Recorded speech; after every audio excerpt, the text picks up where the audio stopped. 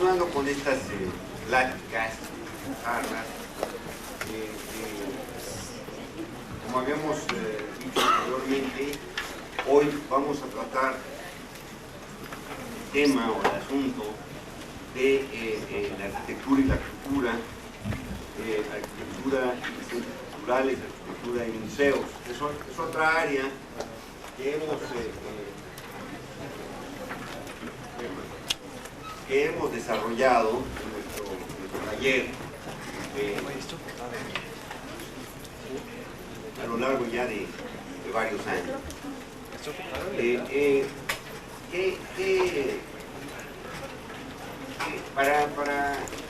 ¿Qué son los museos? ¿Y en qué consiste realmente como tipología arquitectónica, como temática arquitectónica? Bueno, yo creo que el tema del diseño de un museo es, por un lado, el entender los contenidos, que es el tema del museo. Entender muy bien esa faceta específica del museo. Por otro lado, entender muy bien el acervo, los acervos que tiene la colección, digamos, la colección y los acervos del museo. Y el tercer elemento son, en un museo, entendiendo los contenidos, entendiendo los acervos y las colecciones. El tercer elemento sería los recorridos. ¿Qué recorridos? ¿Qué vamos a mostrar primero? ¿Qué vamos a mostrar después? ¿Cómo lo vamos a mostrar?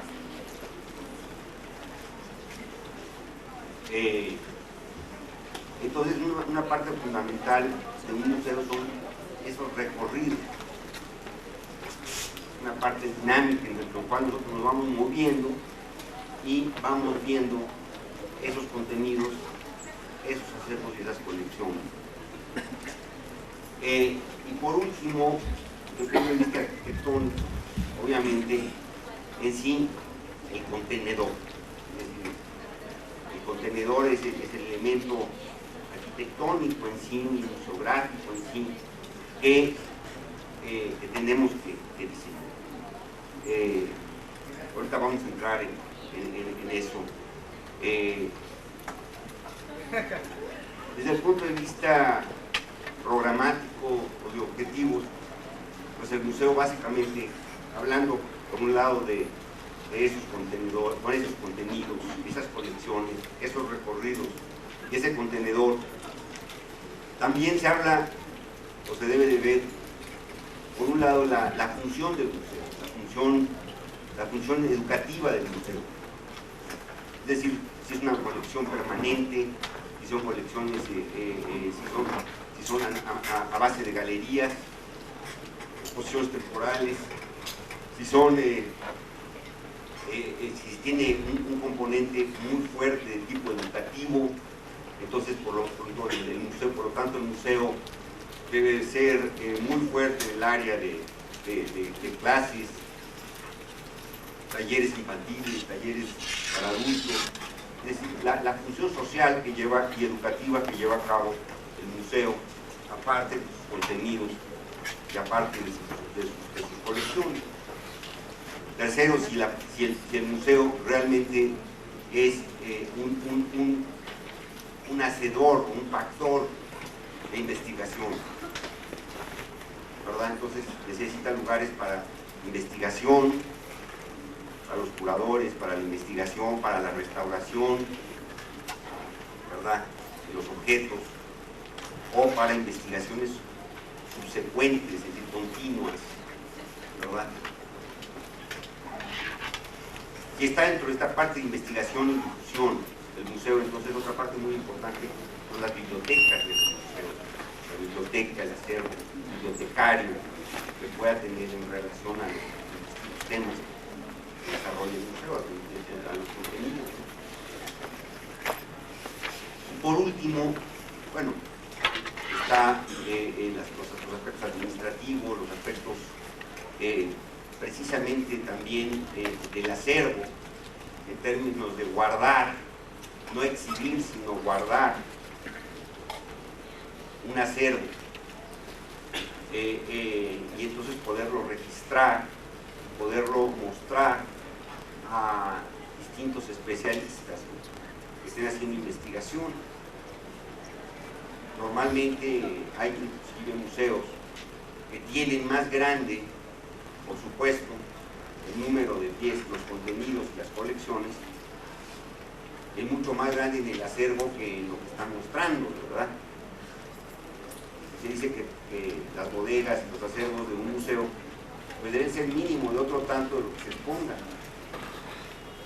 ¿verdad? De lo que se está exponiendo normalmente.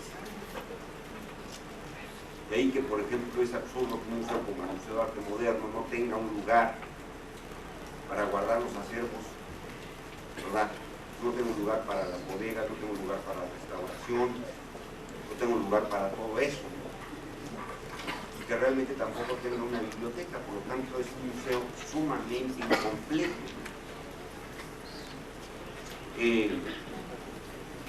Simplemente tiene un acervo que es un contenido, una colección, y después tiene galerías, y la parte administrativa y la parte, muy pequeña parte de tipo educativo.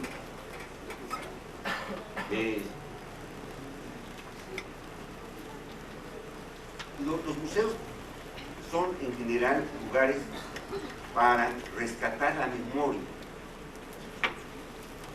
La memoria histórica, la memoria pictórica, la memoria de todo tipo, o para explicar procesos o para explicar facetas del conocimiento humano. Por ejemplo, como el universo, un museo de tecnología, un museo de ciencias, un museo de ecología, etcétera, etcétera.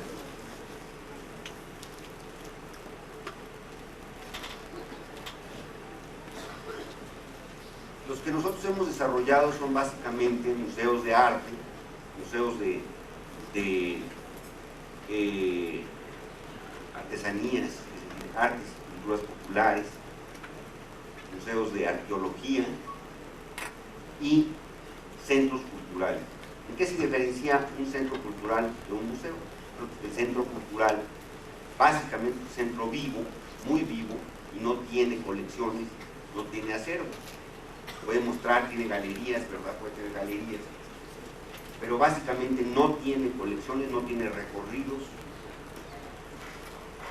no tiene acervos, ¿verdad? Bueno, lo que vamos a mostrar hoy son algunos proyectos en relación con estos temas. En primer lugar, el Centro Cultural Mexiquense, que nosotros desarrollamos en el año de 85, 86, 87, ¿verdad?, en el Estado de México. Después voy a mostrar el Museo de las Culturas, en el Museo de, bueno, en ese Centro Cultural Mexiquense, específicamente nosotros desarrollamos dos museos, además del centro, el Plan Maestro. Desarrollamos el Museo de Arte Moderno y el Museo de Culturas Populares, Artes y Culturas Populares.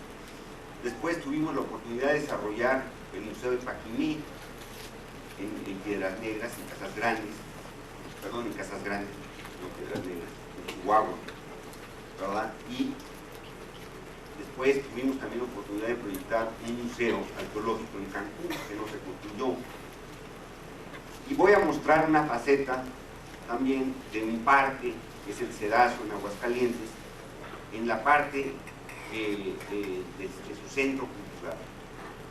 Voy a hablar de cómo funciona, qué es lo que ha sido bueno que funcione, qué es lo que pensamos que es positivo de ese lugar, como un centro cultural popular.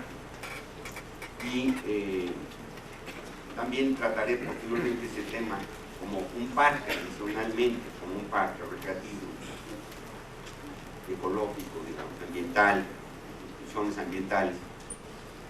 Entonces, bueno, pasemos a ver algunas diapositivas vamos a dejar algún tiempo para que haya más preguntas, más participación. Otra vez que vayan ustedes tomando confianza y pueda haber realmente esta parte importante de diálogo, digamos, que se establezca entre nosotros, ¿no? El sentido es aprender y no nada más venir a conferenciar, es dialogar.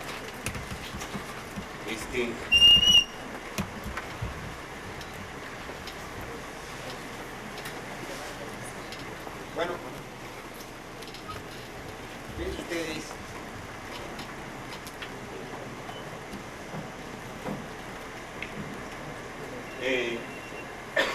en el año de 1985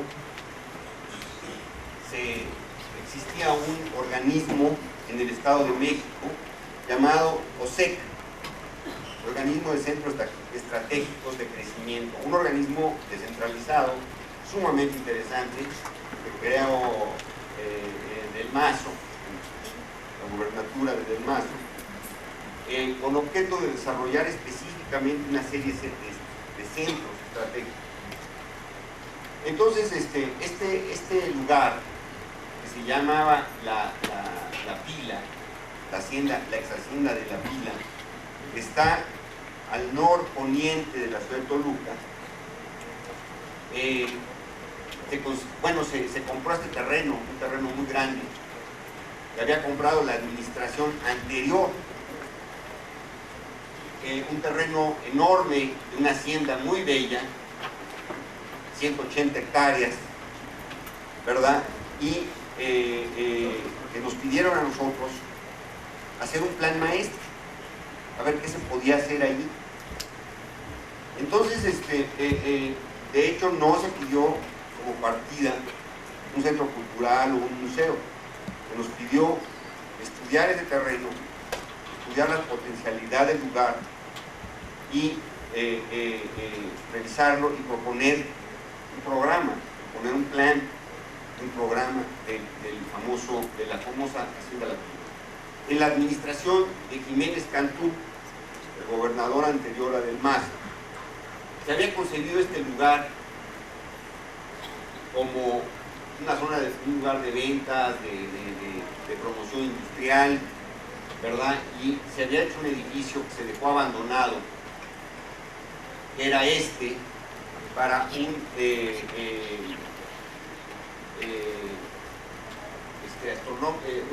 no astronómico, sino un planetario, ¿verdad?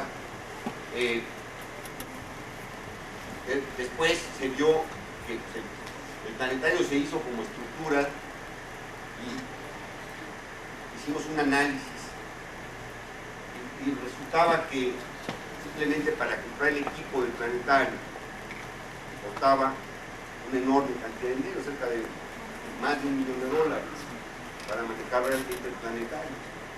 Entonces, nosotros empezamos a plantear este lugar, primero analizando muy detalladamente a ver si pueden enfocar aquí, por acá. Eso.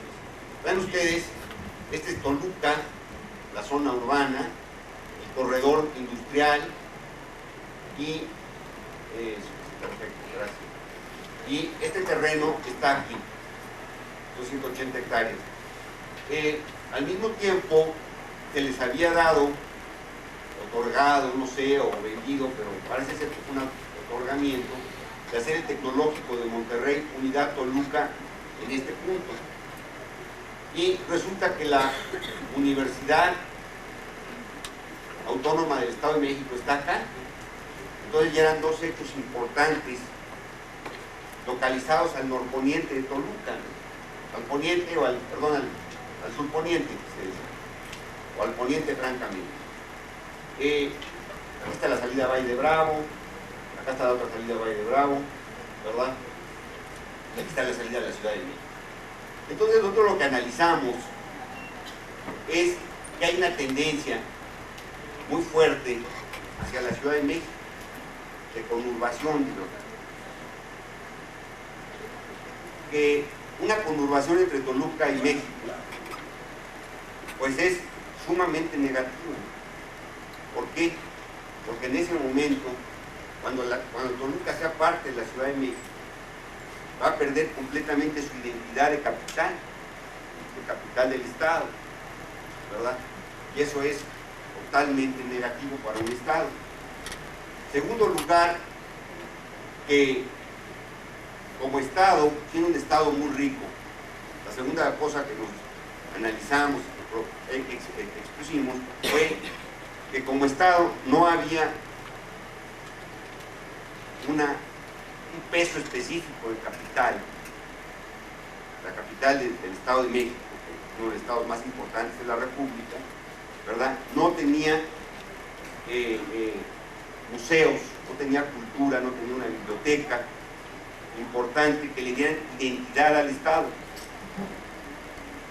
Entonces por ahí empezamos a analizar, bueno, la potencialidad de este lugar para ser un centro cultural y además para reutilizar en alguna forma esto, no como planetario, porque hicimos un estudio de mercado, hicimos un estudio más detallado y vimos que realmente no iba a subsistir como un planetario, ¿verdad? Iba a ser muy caro su mantenimiento y que además su inversión en equipo iba a ser muy cara. Entonces, todas estas condicionantes nos llevaron a generar para Toluca un polo, precisamente bajo esta idea, un polo de atracción hacia el poniente, para jalar la ciudad de Toluca hacia el poniente, ¿verdad? Ustedes pueden decir, bueno, ¿por qué está un centro cultural exento tan fuera del área urbana? Inclusive, ven ustedes que era la mancha urbana en esa época, ya actualmente obviamente ya se conoce, pero estaba fuera de la mancha urbana e inclusive no tenía un acceso importante, tampoco estaba ligada a esta vialidad, digamos. Pero también otra cosa muy importante es que estaba muy cerca del centro. En realidad estaba a muy pocos kilómetros de distancia del centro, 4 o 5 kilómetros. Y lo más importante es que se estaba configurando un eje cultural ya de por sí en esta zona, con la Universidad del Estado de México, esta otra, y con una hacienda muy importante que se llama Barbarosa, que está aquí. Entonces formaba una serie de atractivos culturales muy importantes de la ciudad. Nosotros así encontramos realmente este lugar. Vean ustedes lo que se construyó esta estructura. Analizando esta estructura, bueno, pues la vamos a ver, pero vean ustedes cómo se puso un estacionamiento aquí, se dejó una vialidad que separaba esto de esto, un estacionamiento que prácticamente se volcaba sobre la hacienda, y por otro lado se desconocía la maravilla de lo que era el contexto, digamos, de la hacienda, la naturaleza del lugar y de la hacienda. A la siguiente, por favor.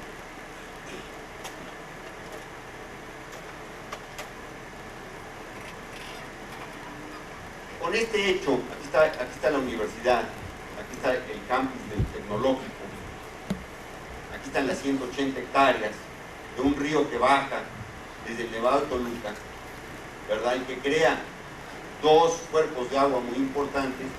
Pensamos nosotros, por un lado, crear este centro cultural alrededor de la hacienda, crear zonas urbanas, dos importantes zonas urbanas, esto es 1 y 4, y crear un subcentro urbano en esta parte. Conectar muy fuerte con esta vialidad nueva hacia la salida a través de un pueblo que se llama Buenaventura. Entonces todo esto forma parte de una serie de estrategias urbanas. Vean ustedes cómo surge esto como casi como un plan urbano, ¿verdad? Como una estrategia cultural del Estado, ¿verdad?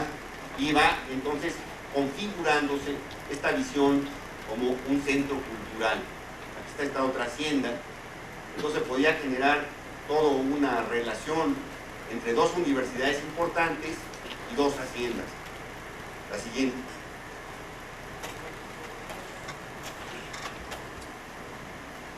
A ver si pueden aplicar, por favor. Acá. No, ya está. Mejor, un poquito mejor acá. No. Gracias. Vean ustedes lo que nosotros empezamos a analizar, una pendiente muy suave, con una cañada central, el casco de la hacienda, esta medio ruina del siglo XX, ¿no? Estaba aquí, y dos cuerpos de agua semi abandonados, ¿no? Y un paisaje verdaderamente excepcional hacia el Nevado de Toluca y hacia la ciudad de Toluca, ¿no? Aquí hicimos un análisis del paisaje, identificando los cerros más importantes. Bueno, este es el Nevado de Toluca, el cerro de Tlacotepec está acá, el paisaje propiamente dicho, y esta visión de todo el conjunto desde el cerro de Tlacotepec, ¿no? En Toluca. Las siguientes. Con vientos muy fríos, obviamente, del Nevado de Toluca, un lugar digamos, bastante frío, eso sí.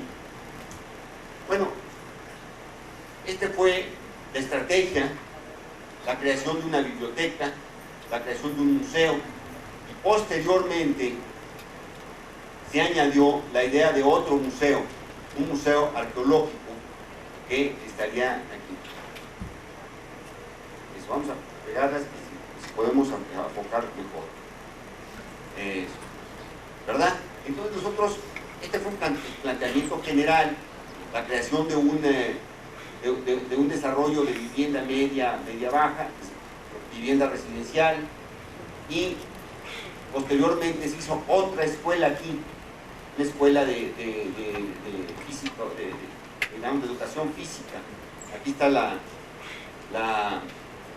Tecnológico de Monterrey, y muy cercano la unidad de la Universidad Autónoma del Estado de México. Se planteó un acceso importante nuevo, un acceso por atrás, digamos, al conjunto, para regresar, o un acceso por aquí hacia la hacienda. Y la creación de un gran parque.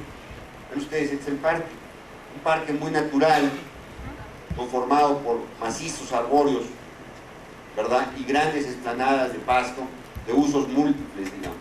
Un lugar, pues, más bien muy abierto, y realmente gozando del paisaje y de los lugares muy contenidos de las presas, ya restauradas. Es el estado actual de la presa, y la presa ya restaurada igual.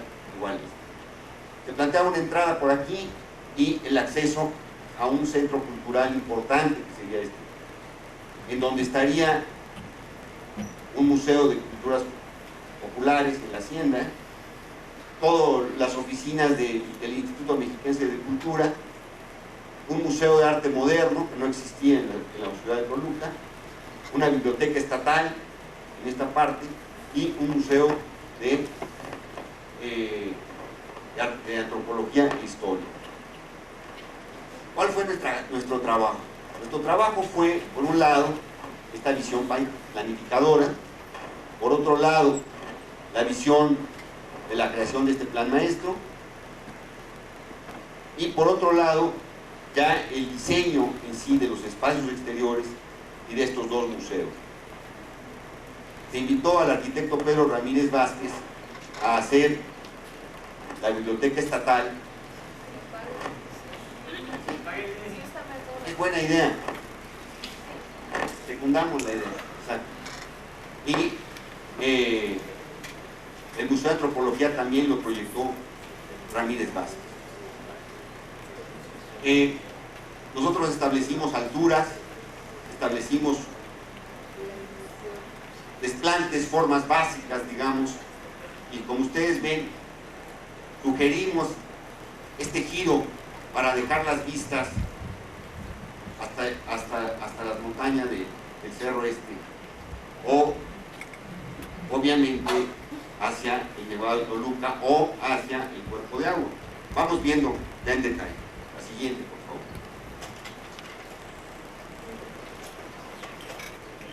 Bueno, la hacienda se replanteó como un lugar en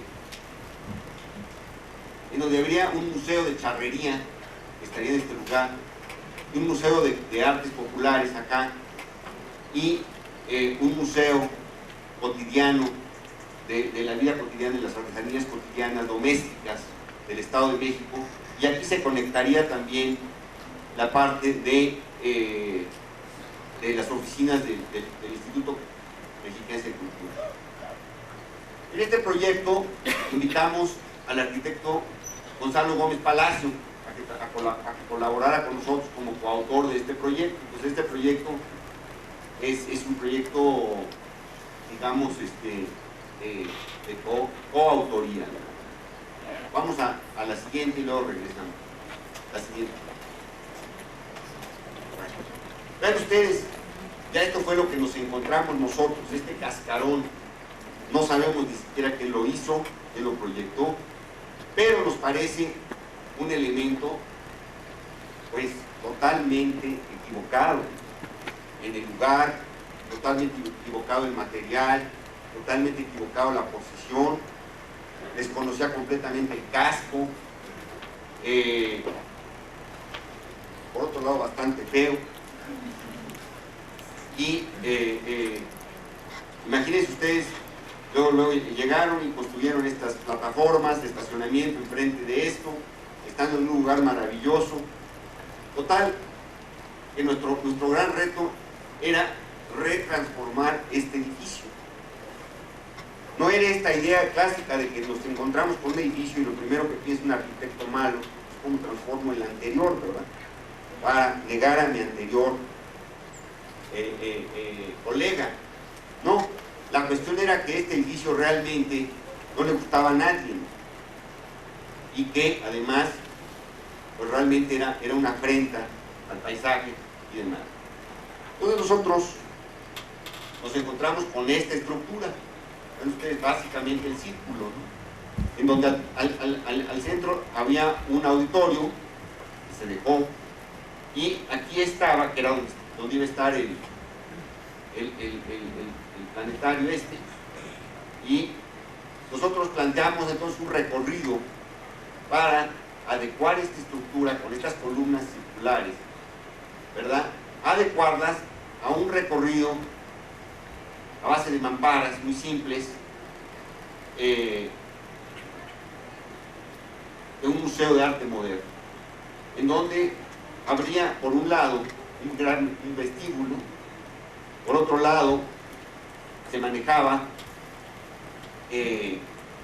una ampliación, es decir, una conexión o un elemento nuevo que sería este vestíbulo, y todo lo que es lo que siempre falta en los museos mexicanos, una clase de un lugar para enseñanza, un lugar para administración, un lugar para acervo, un lugar para restauración de las obras, ¿verdad? Y un lugar para la dirección del museo. Y un vestíbulo muy amplio para tener toda clase de actividades en ese vestíbulo, conciertos, presentación de libros, galería, etc. Aquí también hicimos una pequeña cafetería, ¿verdad? Sus baños, y creamos un recorrido flexible en donde cada 2 módulos de estos, como ustedes están viendo, había una apertura hacia el paisaje. La otra cosa que ahorita voy a mostrar, que cada 2 módulos de esto, cada 2 módulos de estos intercolumnios, ¿verdad?, creaban una especie de galería, y cada vez que había un descanso se generaba una vista importante hacia el exterior, de tal forma que no fuera una caja cerrada, que es la que les encanta a los museógrafos, ¿verdad? Pero hace un museo sumamente aburrido, y pues simplemente lo que llaman los museógrafos la caja negra. que les dé enorme flexibilidad para mostrar sus cosas, que nadie se distraiga con nada y que se muestre a placer, con gran flexibilidad, la museografía. Eso es lo que les gusta a los museógrafos. Pero eso crea un museo caja, ¿verdad? Que es precisamente lo que hay que evitar. Entonces, nosotros con esto generábamos un descanso y una vista hacia el exterior, o inclusive la posibilidad de salir al exterior. A ver, la anterior, por favor, sobre todo esto. Eso. Entonces, vean ustedes, nosotros creamos un talud perimetral, un enorme talud a la altura del museo, ¿verdad?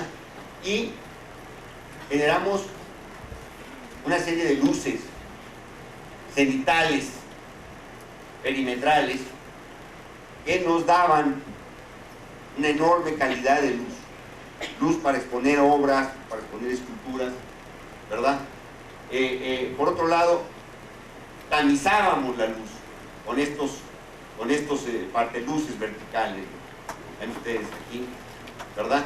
Y por otro lado, este elemento, la luz, ligaba este edificio en el paisaje, lo anclaba, digamos, en el paisaje.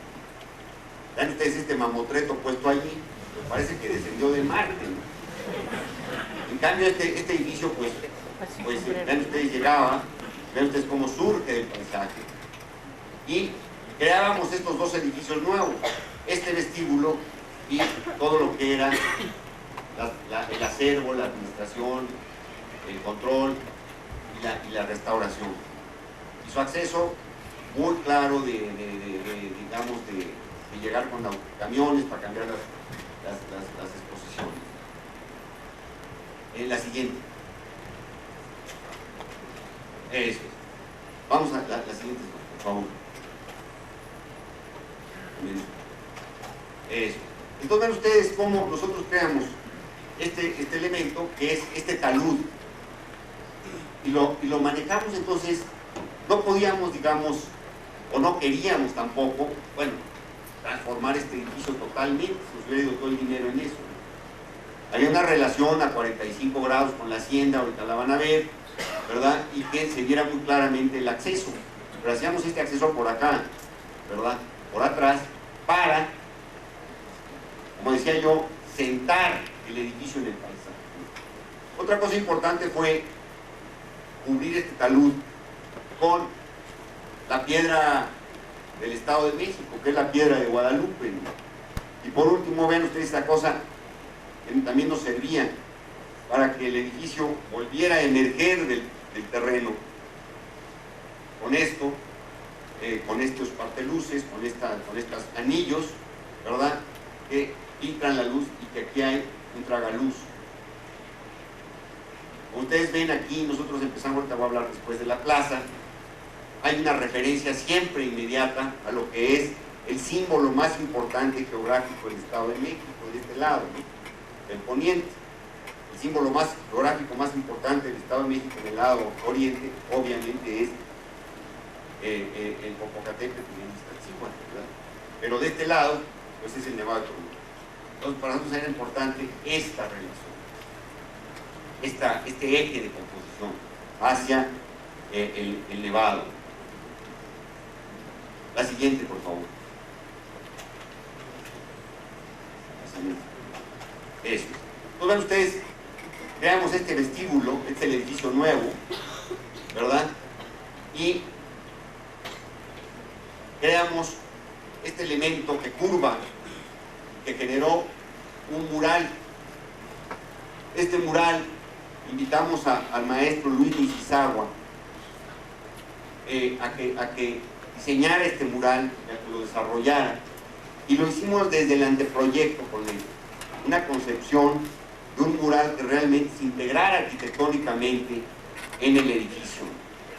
Y por otro lado, ven ustedes cómo hay una conexión muy fuerte del edificio hacia el exterior, a través de estos patios. Surge el edificio, se elimina la relación interior y exterior al meter la piedra de Guadalupe, y también al meter la luz, ¿verdad?, separando este cuerpo flexible, digamos, o curveado que está en esta.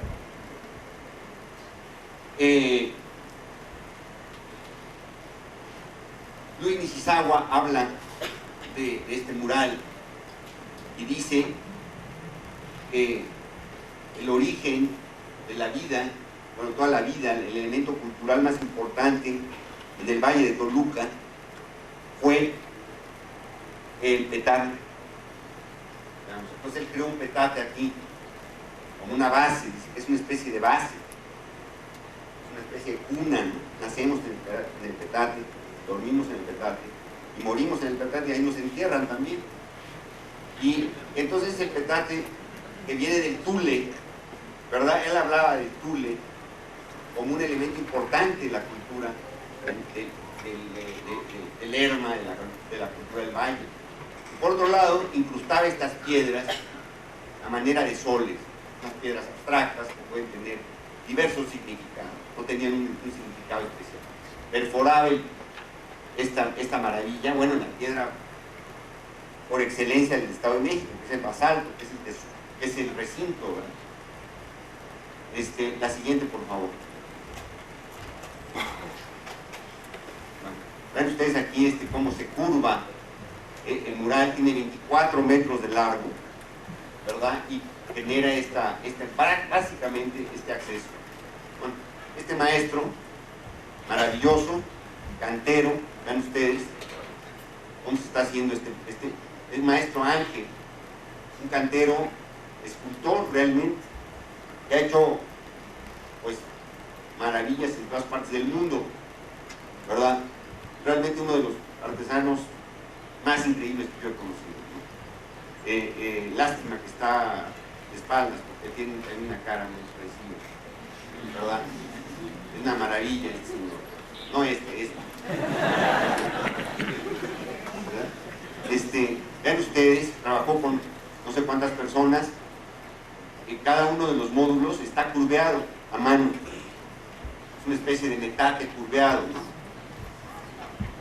Es una maravilla de mural realmente, por tanto del maestro Nishizawa como de Ángel, ¿no? El maestro Ángel. La siguiente. Bueno, nosotros queríamos lograr 3 calidades de luz en el museo, tres tipos de luz. Por un lado, la luz cenital, natural, que se bañara sobre estos muros, en donde no se pondrían cuadros, no más bien escultura. Estarían también las relaciones con los jardines y con el nevado. Por otro lado, ya en el círculo preinscrito, vamos a llamarle, se elaboró este sistema muy simple de paneles para que lo pudieran mover, las columnas, y se incrustó estos sistemas que diseñamos nosotros, diseñó Gonzalo Gómez Palacio, de iluminación indirecta, de luz blanca, digamos, y luz incandescente. Esto nos da 3 niveles de luz muy interesantes para ver la cultura, para ver el arte realmente. Y por otro lado se manejó este piso de mármol travertino. Entonces, la siguiente.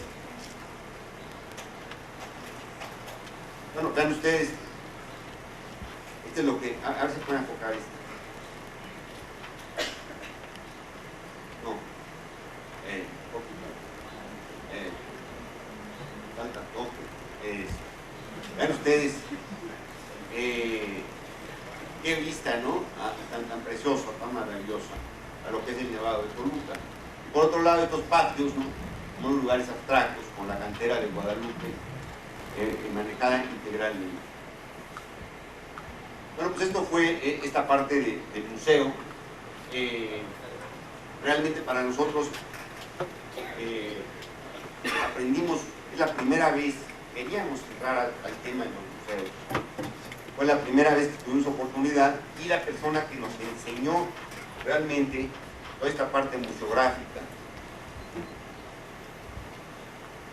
es la maestra Miriam Kaiser, una museógrafa mexicana que ha estado a cargo de pues, cientos de exposiciones en México y en el extranjero, que ha sido directora del Museo del Palacio de Bellas Artes y actualmente está trabajando en el Museo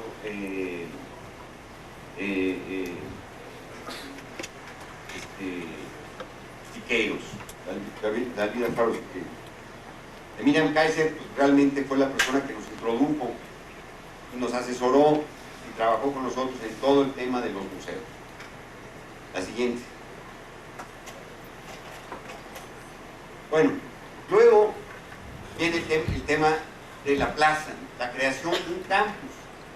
Cómo conectar este elemento contemporáneo con, vean ustedes, estos eran los estacionamientos, ¿no? Nos pasamos para acá, el museo está aquí, y este es el acceso a la hacienda. Y por acá planteamos enfrente el acceso a la biblioteca, que iba a ser Ramírez Vázquez, y el remate iba a ser este museo también de arqueología, antropología e historia de Ramírez Vázquez. Pero básicamente este es el elemento importante. Ahora, la plaza, nosotros acabábamos de visitar, yo acababa de visitar un lugar que me parece a mí extraordinario, que es Tenango del Valle. La ciudad de Tenango, la ciudad prehispánica de Tenango, está aquí cerquita, ¿no? Está al pie del Nevado de Toluca, por acá. Vayan ustedes a visitarla y van ustedes a aprender lo que es manejar plataformas largas de una ciudad que se desvanece en forma ascendente, en ascensión hacia el Nevado de Toluca. Era una ciudad comercial, era una ciudad militar, era una ciudad urbana, una ciudad ceremonial. Yo lo que aprendí allí realmente es de que si uno establece plataformas y las va uno moviendo, ¿verdad? Se va creando un dinamismo en el paisaje. Entonces, en otro lugar, aquí, nosotros lo que planteábamos era una serie de plataformas. Vean ustedes esta, sube, baja, siempre con desniveles de 50 centímetros, 60 centímetros, ya no me acuerdo, sí, 50 centímetros. Cada 50 centímetros cambiábamos a una serie de plataformas y manejábamos entonces 1, 2, 3, 4, 5 plataformas, y esto nos daba estas plataformas sumamente ligadas al paisaje. Por otro lado, empezamos a platicar con Luis Nishizawa también de la idea de una fuente, de una estructura, y empezamos a estudiar, y en ese tiempo estaba yo estudiando la parte histórica, urbana, de los símbolos urbanos, y encontré que los dólmenes son los elementos que se han usado en la antigüedad para fundar un lugar sagrado, ¿verdad? A ver la siguiente, por favor. Entonces, empezamos a platicar Luis Nishizawa y yo de esta idea y dijimos, ¿por qué no? Pues con la sensibilidad de la cultura japonesa mexicana que trae Luis Nishizawa. Fuimos a buscar a Chimalhuacán las piedras, ¿verdad? Y explotó pues como meten la dinamita, ¿verdad? Y explotaron las piedras, y inmediatamente fuimos a buscar las piedras y encontramos estas 7 piedras, las marcamos ahí, nosotros mismos las marcamos, ¿verdad? Y nos dijimos, ¿por qué no vamos a utilizar una estructura de piedras y de agua como un lugar, como un elemento que relaciona la virilidad de la piedra con la fertilidad del agua, o la permanencia de la piedra con la ductilidad del agua, ¿verdad? Ese era nuestro, a ver si pueden moverlo. Entonces, esa era la idea de esta estructura, de este lugar, de esta fuente, ¿verdad? Que fuera un centro de la plaza, que fuera y del campus, creamos un campus, que fuera un símbolo, ¿verdad? Que fuera un símbolo, siempre que pensamos en un símbolo, luego se empieza el símbolo alto. No, aquí era un símbolo fuerte, no alto, ¿verdad? Más pesado en el sentido de su significación. Y empezamos a ver estas piedras. A ver la siguiente. Bueno, traer estas piedras, pesaban hasta 30 toneladas esta piedra, ¿verdad? Vean ustedes. Bueno, al sacar esta piedra de con esta grúa, la grúa por poco se voltea, ¿verdad? Y el día que pusimos las piedras, era muy, bueno, realmente es una cosa extraordinaria, ¿no? Porque las piedras finalmente se pusieron en el lugar, es decir, había más o menos un esquema de las piedras, pero había que acomodar las piedras ya en su lugar específico. Y las acomodamos, y con decirles que se creó tal nivel de entusiasmo que todos los albañiles de la obra, había como 400 albañiles, dejaron de trabajar y se fueron a ver cómo movíamos las piedras. Por otro lado, pues siempre había esta cosa de que cómo se iban a ver estas piedras.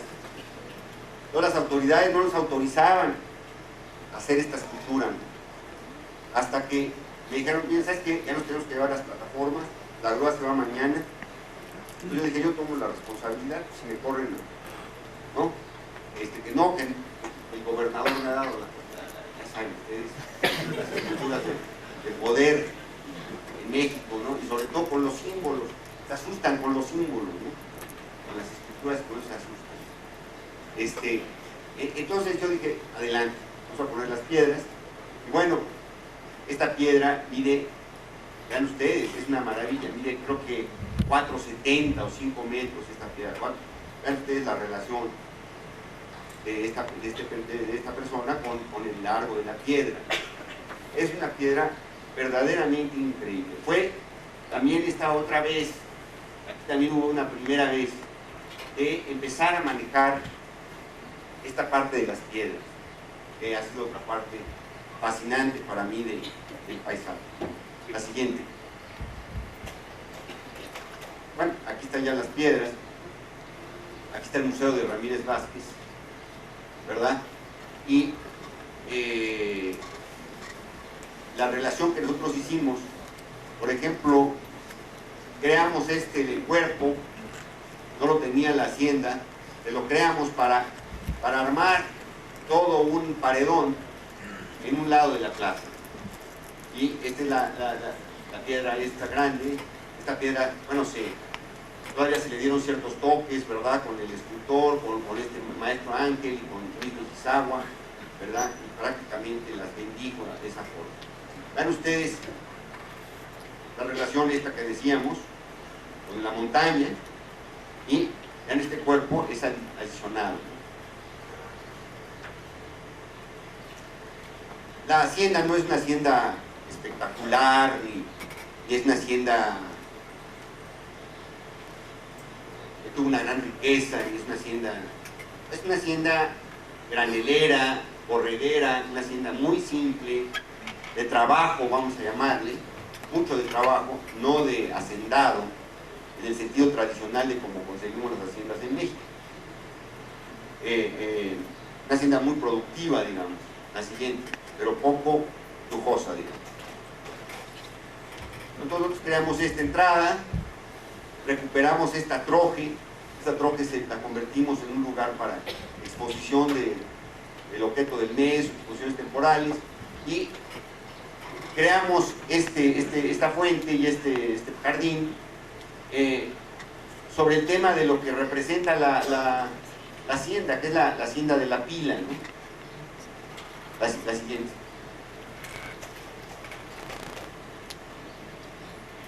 Otra vez, siempre, de entrada o salida de algún lugar importante del museo, siempre hay la referencia a el Nevado de Toluca, ¿verdad? Al Nevado de Toluca o al Cuerpo de Agua. Creamos esto para crear una serie de puertas al campo. La siguiente. Y también creamos una serie de patios nuevos con este lugar nuevo, como decíamos, en donde manejamos una indicación de que es nuevo a través de dejar el concreto aparente, ¿verdad? Y integrarnos con este jardín nuevo, la siguiente, este jardín patio nuevo. La siguiente. Este es el Museo de Charrería. Participamos aquí, participaron ya otras personas del Estado de México y trajeron otros museógrafos y ellos fueron los que hicieron esta museografía.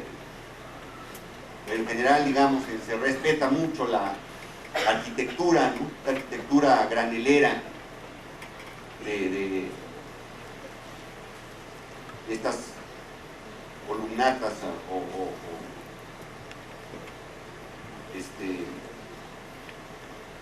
columnas cuadradas, pilastras, digamos.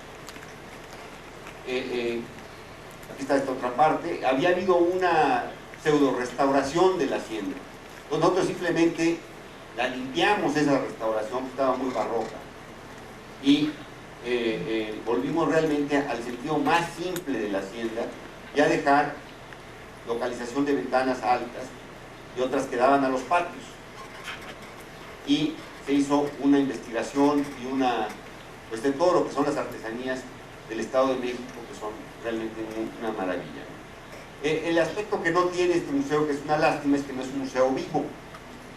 No tiene la parte educativa, no tiene la parte... Es un museo bastante estático, digamos. Esa es la crítica que se le puede hacer. La siguiente. Bueno, la parte de cerámica, se hizo este árbol de la vida de Metepec, con artesanos aquí. Aquí mismo se fundió este árbol, se abrió un agujero en el techo, se hizo unos muros de tabique, y aquí mismo se horneó todo el árbol. Este es uno de los árboles más grandes que hay, ¿verdad? De Metepec, que es una maravilla. Se recuperaron estos patios, ¿verdad? Estos patios de palomar preexistente, ¿verdad? Y se tenían palomas para fertilizar la tierra, digamos, a través de los productos de las palomas, ¿verdad?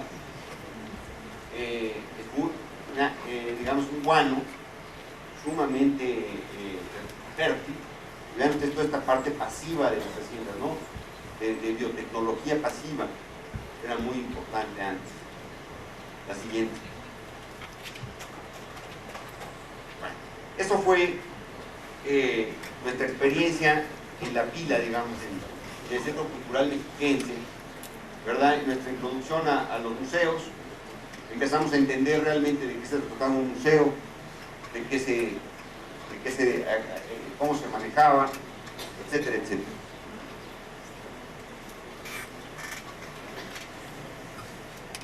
Después tuvimos oportunidad, ya en el año por ahí del 90, 91, tuvimos oportunidad de participar en este otro museo, que es en Casas Grandes, en Paquimé. Paquimé es la ciudad más importante del norte de México, prehispánica. De aquí surgió toda la cultura de los indios pueblo. Los indios pueblos son estos indios que crearon la arquitectura de adobe en edificios, digamos. Llegamos hasta construir en 4 o 5 niveles de edificios, retranqueados, ¿verdad? Escalonados.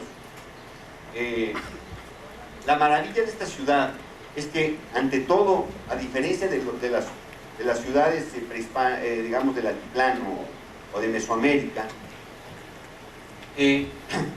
esta ciudad era una auténtica ciudad urbana, en donde la gente vivía en el centro ceremonial, adentro, digamos. No había esto como en Teotihuacán, ¿verdad? La gran zona ceremonial, los príncipes, etcétera, etcétera, los sacerdotes, y el pueblo pues, a ambos lados. Aquí la gente vivía en un contexto absolutamente urbano, multifamiliar, ¿verdad? En estas casas que llegaban a tener hasta 4 y 5 pisos, estaban escalonadas, y que eran con este sistema de constructivo de adobe colado. No es adobe, digamos, puesto, no es un adobe colado en sitio. Ahora, ven ustedes el lugar. ¿Qué más podemos decir sobre la ciudad? La ciudad tenía un mercado importante. La ciudad era una ciudad perfectamente adecuada a su naturaleza, a su medio ambiente. Se conservaba el agua, había drenaje, captación de agua, y la metían inclusive abajo y adentro de las casas, ¿verdad? Y la guardaban ahí. Había un sistema de reciclaje del agua. Y tenían los animales aquí también vivos, ¿no? Por ejemplo, estos eran gallineros o guajoloteros, digamos, o aquí tenían guacamayas. Y es que traían guacamayas, ellos comerciaban aquí, comerciaban con el plumaje, ¿no? Para todo el arte plumario, comerciaban con el sur, traían conchas, los vendían al norte, etcétera, etcétera. Era un lugar muy importante por eso. Ahora ven ustedes el paisaje, pues, la Sierra Madre de Chihuahua.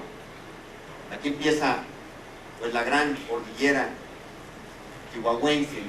Aquí se desarrollaron también los famosos, lo que se llaman los cliff dwellers, ¿no? De Arizona, de Nuevo México, de Utah y de parte de Chihuahua. Gentes que vivían en casas hechas en enormes cuevas, en acantilados. Están las famosas 40 casas aquí cerquita, ¿verdad?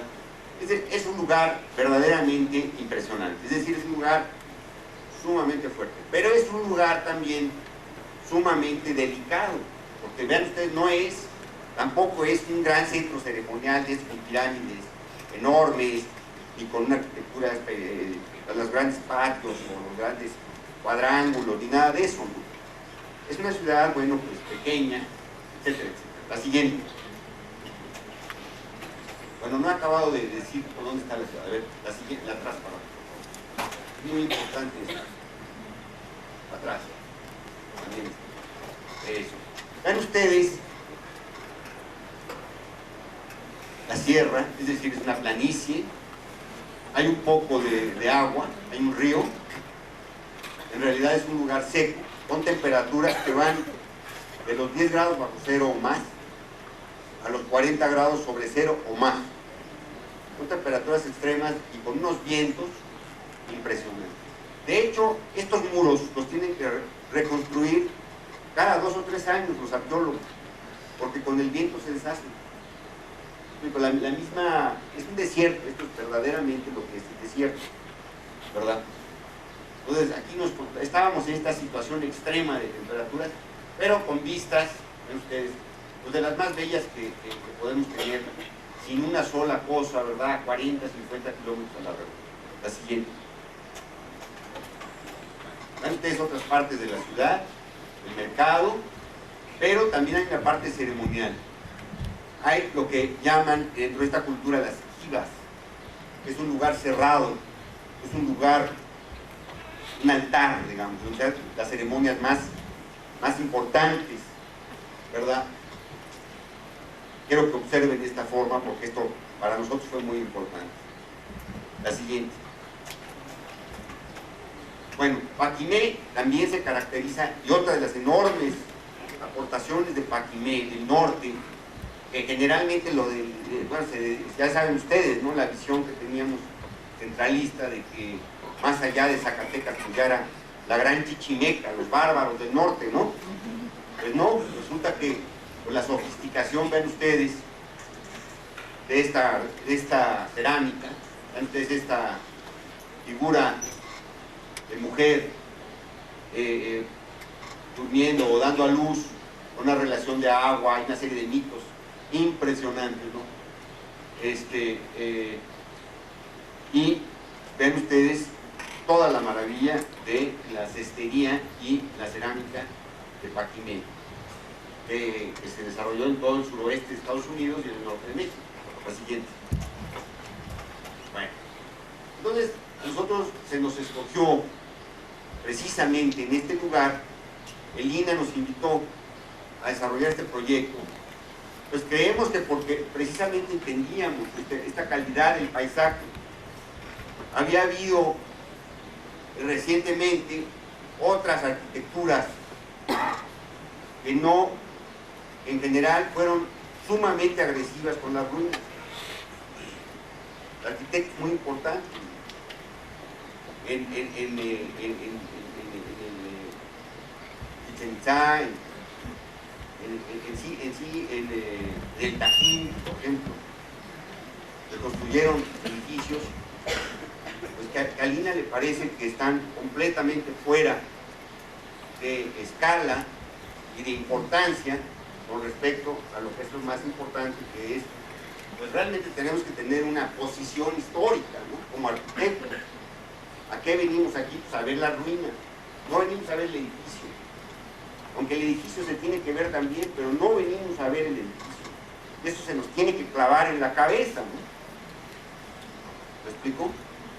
Que hay toda una serie de... Aquí este poblado, esta cultura surge en el siglo IV, en el año 300, ¿verdad? Y se desarrolla hasta el siglo XIII, vamos a decir, XIV, en Paquimé. Entonces estamos hablando, bueno, de precedentes históricos muy importantes, ¿no? Entonces, nosotros localizamos el edificio, es el terreno de Lina, en la parte norte, para protegerlo también del crecimiento del poblado. Vean ustedes, este es el poblado, sobre las ruinas, sobre todo el ámbito de las ruinas, ¿no? Y creamos un edificio. Empezamos a platicar, aquí fue muy interesante porque platicábamos con las gentes del INAH, con la directora del proyecto arqueológico, Rita Brani, y también participamos con Jorge Agostoni, que es el director de museográfica, que era el museógrafo también escogido. Nos pusieron a trabajar juntos. Y vuelve a ver esto, hay que trabajar en conjunto, saber trabajar en equipo.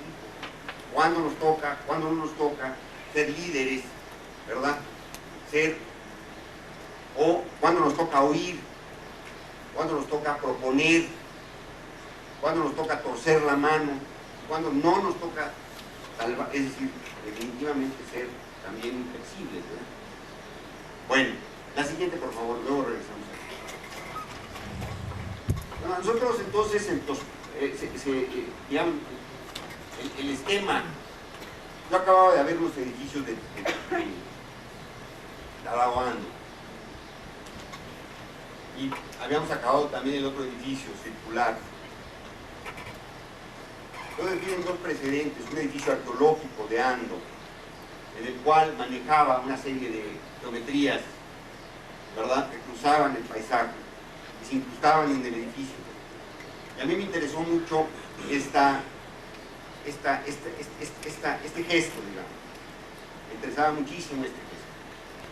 Por otro lado, lo que yo quería era hundir este edificio en el paisaje, hacer una no arquitectura.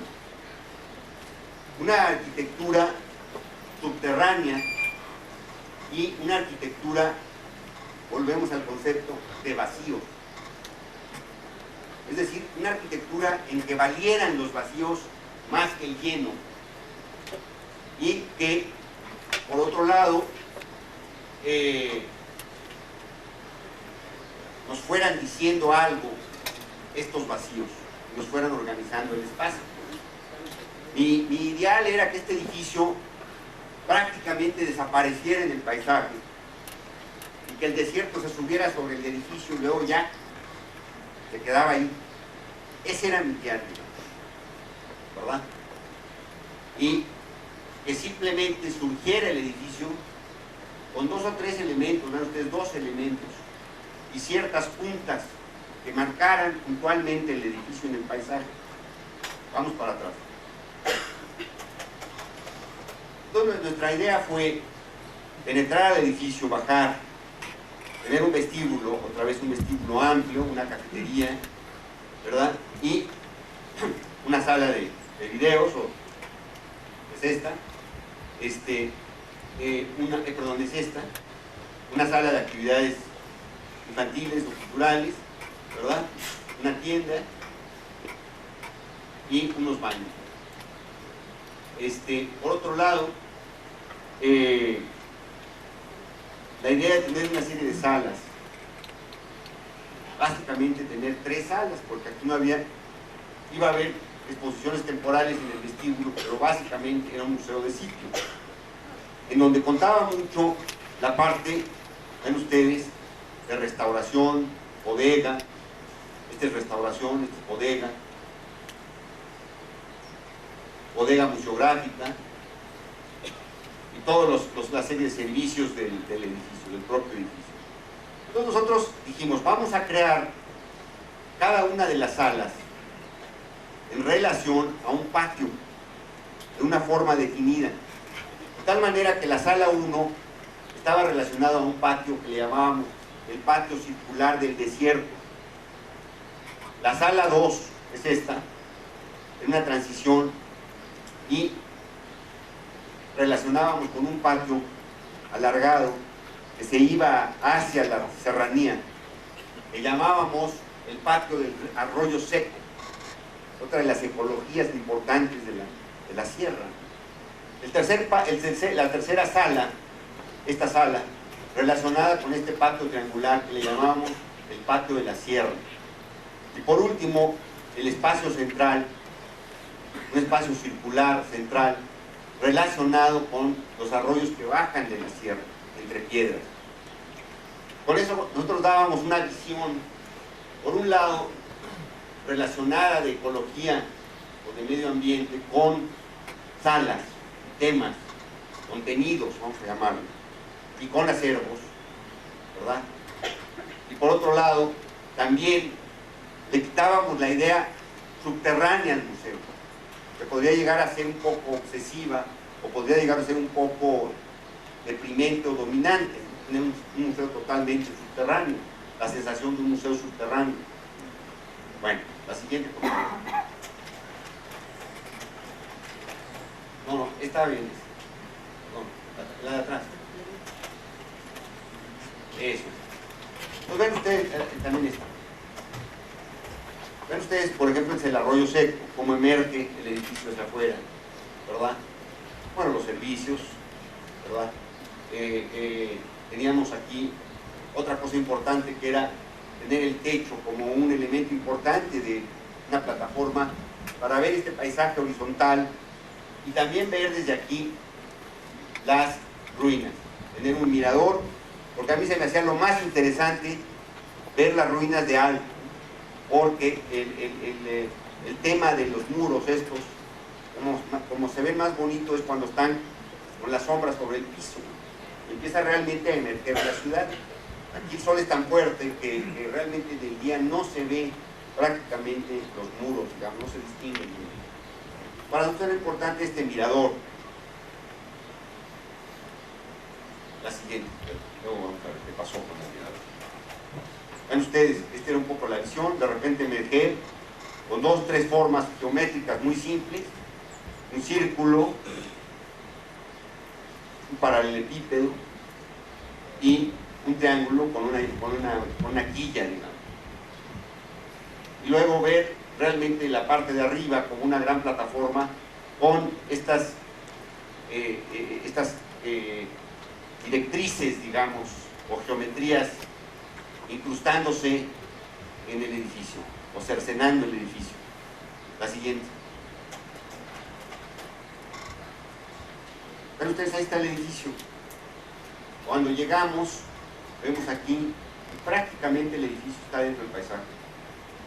Ya me había subido aquí al desierto y después, digo, llegó el administrador y me empezó a plantar cactáceas así.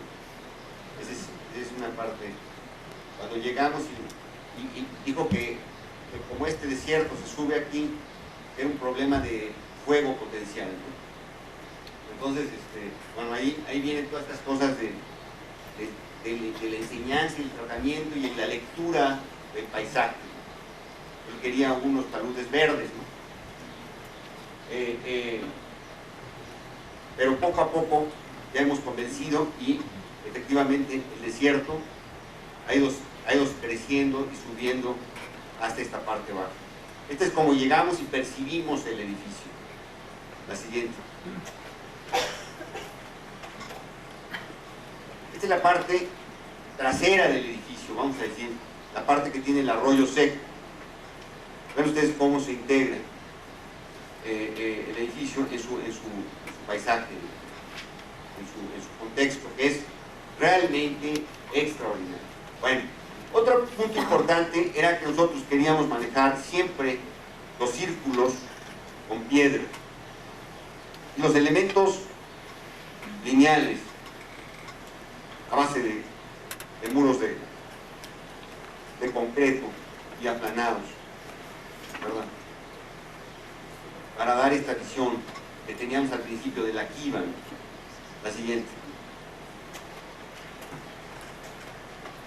Pues aquí tenemos el acceso, ¿verdad? Llegamos a esta plaza desciende y bajamos por esta plataforma, bueno, por esta rampa y vemos el vestíbulo. El vestíbulo nos anuncia el acceso al edificio. Vean ustedes que la torre no se hizo, pues los de Lina no la aprobaron, que era un elemento muy llamativo y no sé cuánto, etcétera, etcétera. La Comisión Arqueológica no aprobó esta torre. Sí aprobó otras barbaridades, ¿verdad? Pero esta torre no la aprobó. Bueno, la siguiente.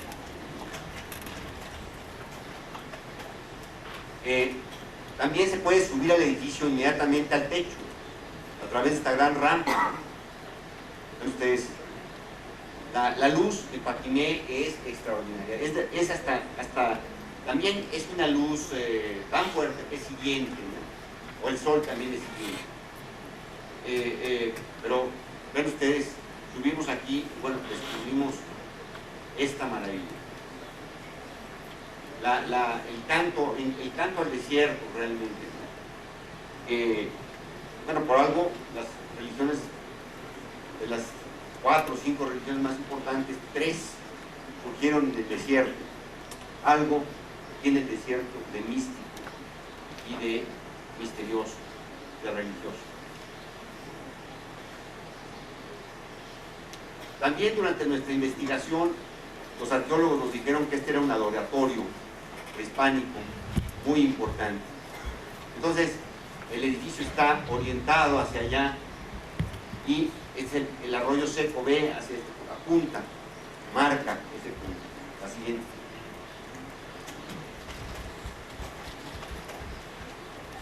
Ven ustedes cómo se ve, bueno, estas fotos, aparte de que, ven ustedes el valle, cómo se ve Paquimé. Esta foto es una foto, todas estas fotos son de Gabriel Figueroa. Vean ustedes esta foto,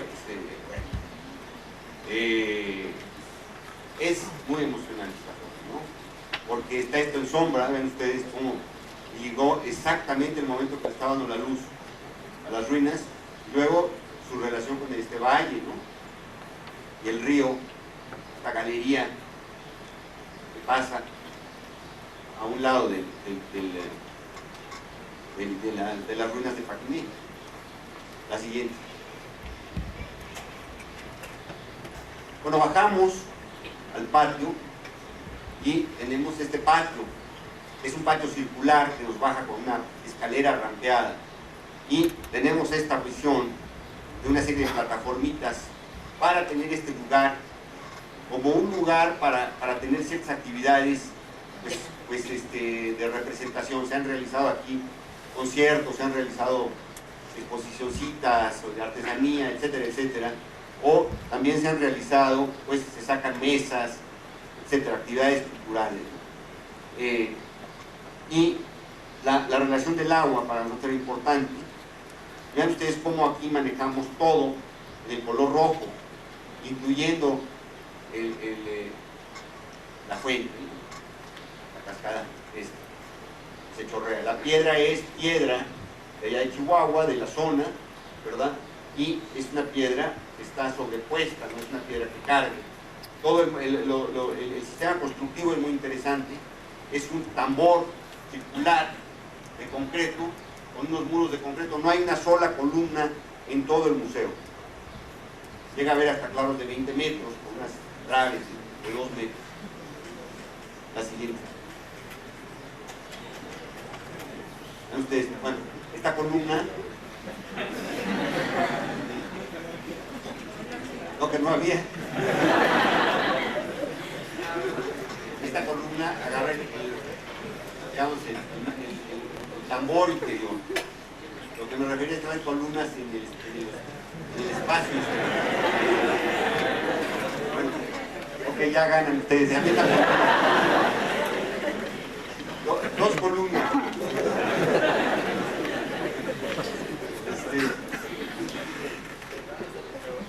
Aquí lo que queríamos era perforar el tambor e integrar la cafetería, que es esta con esta, el vestíbulo y el interior y el exterior, en donde se penetra, ¿no? La pérgola se penetra dentro de la cafetería y nos crea este espacio semi-iluminado, ¿no? La siguiente.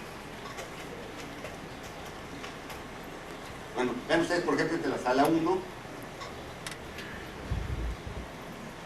la museografía realmente se trabajó en conjunto y creo que es una labor espléndida la que realizó Agostoni y todo su equipo. Aquí hizo una enorme maqueta de Paquimé y unas maquetas de los Cliff Dwellers de Arizona.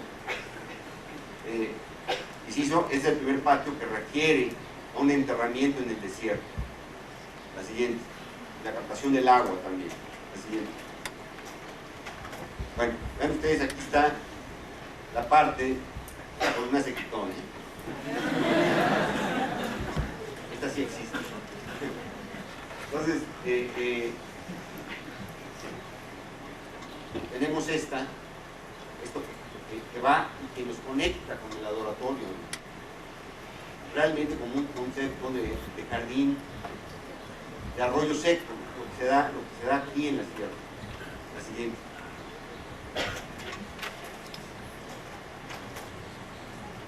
Son otras partes del museo, gira alrededor y de repente surgen estos elementos, por ejemplo, metales, o en esta sala, que es la sala 2, que se llama Vida Cotidiana. Bueno, Agostoni y su equipo hicieron esta interpretación como una síntesis, me parece bellísima y muy acertada, ¿no? Esta síntesis museográfica, poniendo todos los objetos de uso cotidiano y los materiales que se usaban para esos objetos. Pues hay concha, hay conchas, hay tierra, hay arcilla sílica, etcétera. Todos los materiales que se usaban para los distintos, para la fabricación de los distintos utensilios de la vida cotidiana. La siguiente. Entonces eso fue el proyecto de Paquimé. Para nosotros creo que ha sido un proyecto bueno, de un enorme aprendizaje en todos sentidos, aprendizaje de la cultura, aprendizaje de los museos, aprendizaje de trabajar en equipo, ¿verdad? De marcar los contenidos, ¿no? De explicarlos, etcétera, etcétera. Después tuvimos oportunidad de trabajar en este museo en Cancún, que nos pidió en pleno Cancún, en la zona de las ruinas, trabajar en este museo. No voy a entrar muy en detalle porque no se construyó, pero pues igual hay una zona de acceso, un restaurante arriba, las oficinas administrativas, ¿verdad? Y las salas son sobre este elemento muy lineal. Y van surgiendo estas subsalas abiertas, en donde había piezas más grandes, arqueológicas o arquitectónicas. Y aquí habría documentos más, o videos o cosas así, que requerían un control muy detallado del aire acondicionado y del clima, ¿no? Pero también se pedía un famoso de estos IMAX, teatro IMAX. Y para nosotros nos parecía pues realmente difícil manejar la esfera esta, ¿no? del IMAX. Entonces construimos este elemento, simplemente lo manejábamos como una bóveda al final. Perdón, la siguiente. Estas eran estas salas, subíamos por aquí, veíamos el paisaje y estas salas estaban expuestas al aire libre y entrábamos y salíamos de estas salas, ¿verdad? Para escultura y elementos arquitectónicos muy grandes. La siguiente. Aquí también, bueno, está el patio y íbamos por el exterior y entrando a las salas. La siguiente. Aquí manejábamos un edificio puerto porque estaba abrazado por la selva y, a ver, en la anterior, simplemente estaba sumido, ¿verdad? Y las ruinas estaban aproximadamente a unos 200 metros de aquí. Se manejaba realmente esto como un cuadrángulo, vamos a llamar, para ver las ruinas en este punto. La siguiente. La siguiente. Por último, voy a mostrar este centro cultural que desarrollamos en el Parque del Cedazo, en Aguascalientes. En el Cedazo, la idea, cuando se nos invitó, se nos mostró áreas periféricas a la ciudad. Es el famoso tercer anillo de Aguascalientes, ¿verdad? Realidad muy importante que se ha creado últimamente, ¿no? Y se han hecho grandes obras de vivienda, pero encontramos una cosa que nos impresionó mucho, pues problemas de drogadicción, problemas de vandalismo, problemas de bandas en estos conjuntos habitacionales. Fuimos a estudiarlos, nos dimos cuenta que los conjuntos habitacionales no tenían el menor equipamiento social, digamos. Entonces son zonas nuevas de la ciudad, ya alejadas, que no tienen estos caracteres de centros o subcentros. Entonces lo que planteamos fue hacer 5 parques: un parque recreativo, un vivero en la parte alta, un parque deportivo,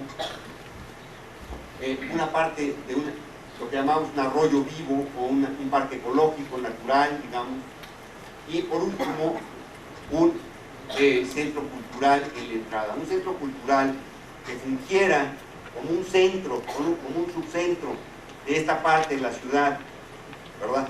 Que pudiera ir a ser un centro muy importante de jóvenes, de niños y de adultos también, pero básicamente dirigido hacia jóvenes y adultos. Después voy a platicar ya las partes ecológicas y ambientales de los parques. Ahorita me voy a abocar, dado el tema, al tema propiamente dicho del centrito cultural. La siguiente. Bueno, vean ustedes, aquí está San Maestro, final. Esta es la gran avenida del tercer anillo, otra avenida importante. zona habitacional, zona habitacional, zona habitacional, es decir, está rodeado por áreas habitacionales nuevas. Y no hay un solo centro social, un solo centro cultural, un solo centro, ni siquiera deportivo, ¿no? Entonces lo que propusimos fue, y fue aceptado, este pequeño centro cultural aquí, que funcionara como un ágora que viviera de día y que viviera de noche, que viviera casi independiente del parque, pero que al mismo tiempo fuera su acceso. La siguiente.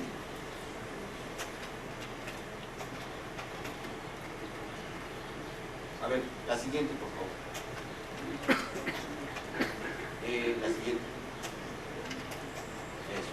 Bueno, ven ustedes, nosotros entonces empezamos a analizar de la plaza exterior del conjunto. Íbamos a marcar un obelisco muy grande, tanque de agua, pero que sirviera de señal, digamos, del conjunto, en este punto de acceso muy importante al parque. Y por otro lado, crear la idea de un ágora, un centro, una plaza. Se estaba debatiendo si se ponía un teatro o no, por el presupuesto, ¿no? Tenían los recursos muy limitados, francamente, en este proyecto. Y, por otro lado, planteamos estos talleres. Lo interesante de estos talleres es que, por un lado, son talleres independientes. Estudiamos muy detalladamente cómo funcionan estos talleres en la mayoría de estos centros culturales. Entonces empezamos a plantear que realmente había que dejarlos, en primer lugar, muy abiertos, como habla Frank Kulhas, esta visión genérica del espacio, en términos de que se pueda mover, se pueda hacer diversas actividades. Y, a ver ahora sí la anterior, por favor, la anterior. Pues anterior.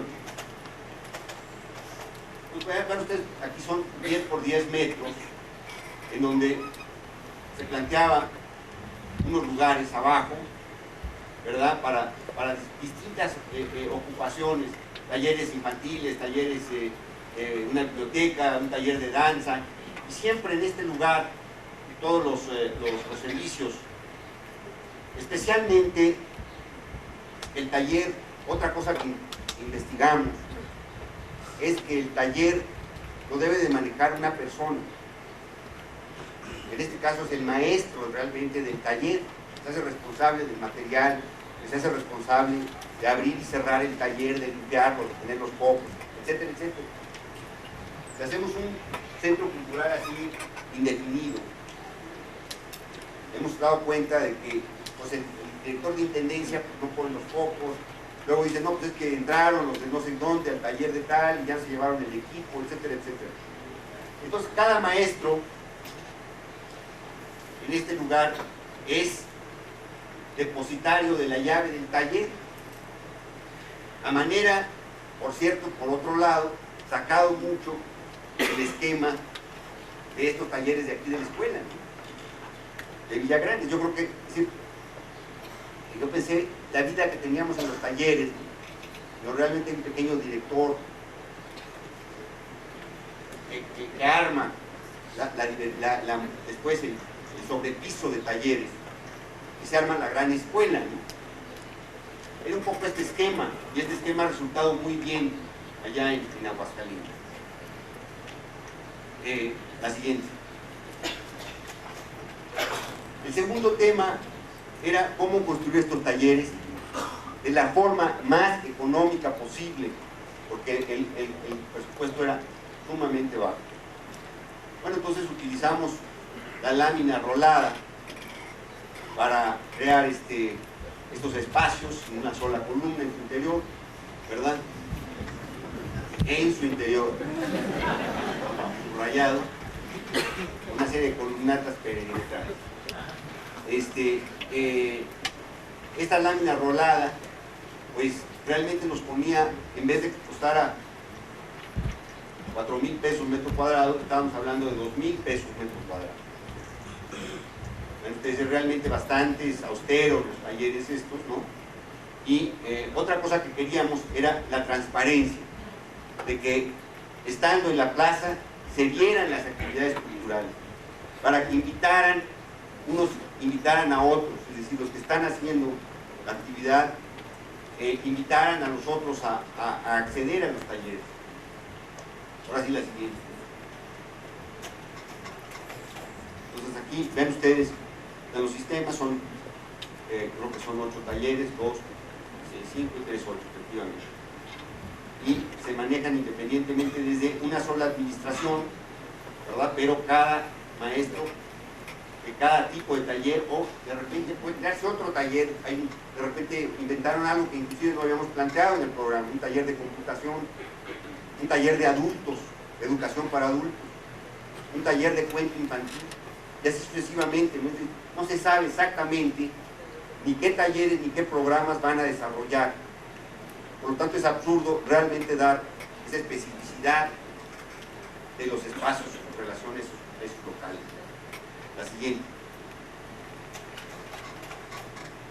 Bueno, entonces, ahora que estamos planteando el acceso, la plaza que da hacia la calle, el símbolo, ya después vamos a hablar de esto, y la entrada hacia esta ágora con estas bóvedas metálicas y este lugar que queríamos que fuera un lugar pues de encuentro, de repente que trajeran la gente aquí libros, que trajeran discos para vender, libros para intercambiar, etc. Vean ustedes los contextos, líneas de alta tensión que pasan, contextos de vivienda popular, bastante digna por cierto, bastante bien hecha esta vivienda, pero como siempre, espacios exterior cero, equipamiento cero. Y luego vamos a hablar de lo que es el parque. Me estoy concentrando en esta visión de los servicios culturales. La siguiente. La visión del ágora. Ustedes ya empiezan aquí a ver, es un kiosco que también se construyó aquí una pequeña caseta después para vender libros, una pequeña librería, y realmente puedo decirles que este centro está funcionando espléndidamente bien como centrito cultural. La siguiente. Aquí vemos esta relación de lo que estábamos diciendo, ¿no? Como una serie de talleres, de calles, de tener cierta actividad afuera, conversación, etcétera, y transparencia. Entonces hay transparencia, estamos viendo a través de los dos talleres. La siguiente. Son, por ejemplo, un taller que puede ser de unos múltiplos. Posteriormente este taller se hizo este lugar de infantil, de biblioteca infantil. Es un taller de danza. Sí se equipó adecuadamente, con su duela, su espejo, etcétera, etcétera. La siguiente. Bueno, son algunos de los talleres. Visitamos en el verano del año pasado ya el Cedazo, después de digamos un año de haberse inaugurado, 1 año y medio, y nos dio mucho gusto, ¿no?, ver este taller infantil de introducción a la ecología y a la historia paleontológica, digamos, del lugar. En el lugar definitivamente hay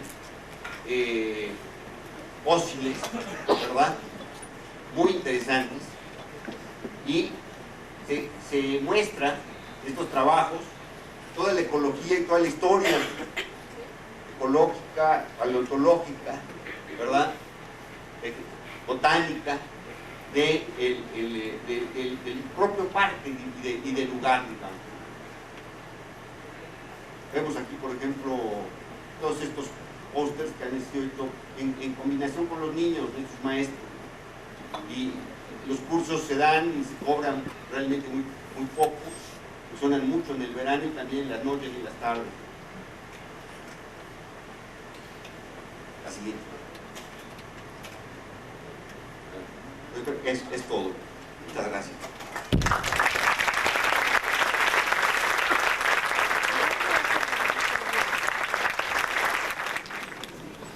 ¿Alguna otra pregunta o comentario?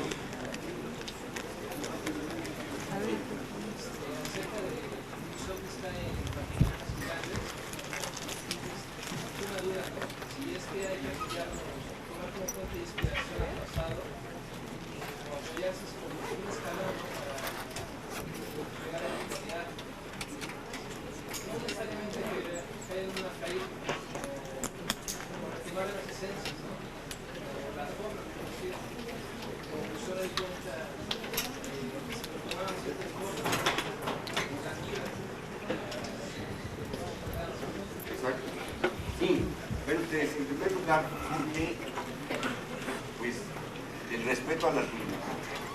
Ese es el punto principal. Pero a partir de allí,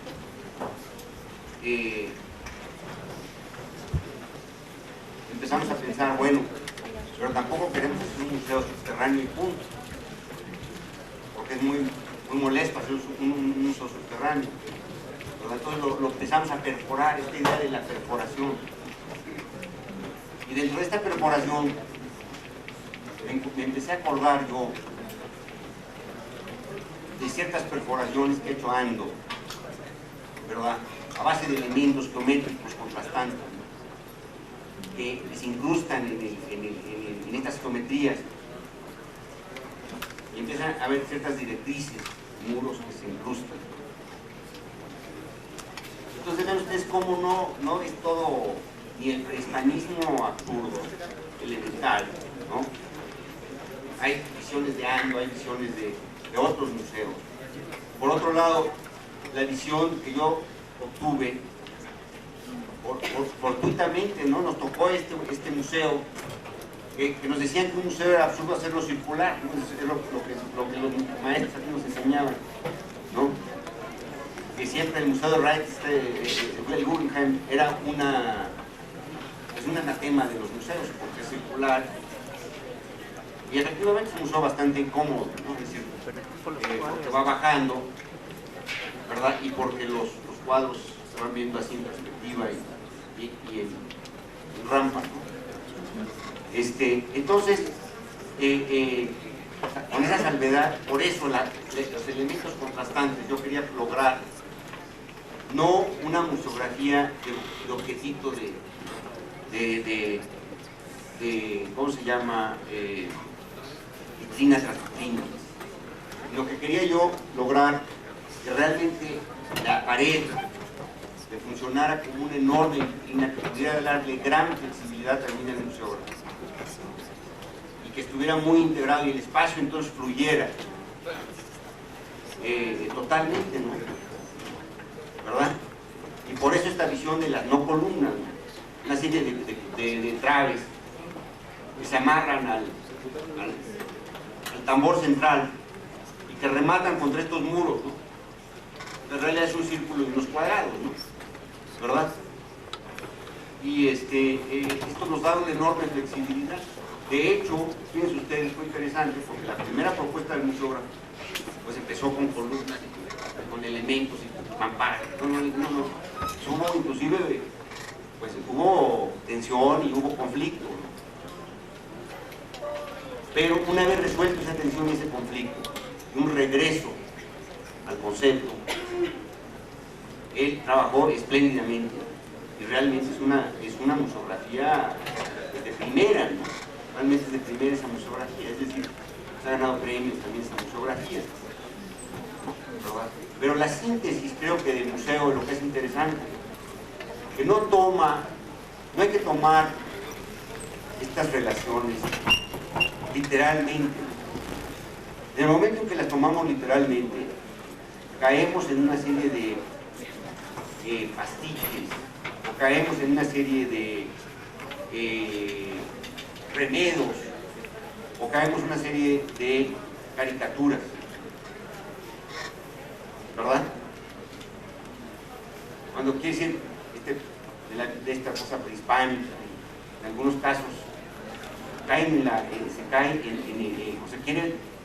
cuando se quiere citar literalmente esto, hay un remedo, hay una caricatura o hay un pastiche. Igual el Museo de Cancún que Maya, no, es museo. Usamos dos materiales, concreto aparente en ese museo y la piedra cascada, ¿verdad? Y siempre el elemento temático eran los círculos, como un elemento que se repetía en los ojos, ventanas.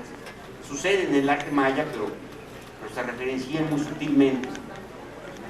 Y las columnatas que aparecen en el arte maya.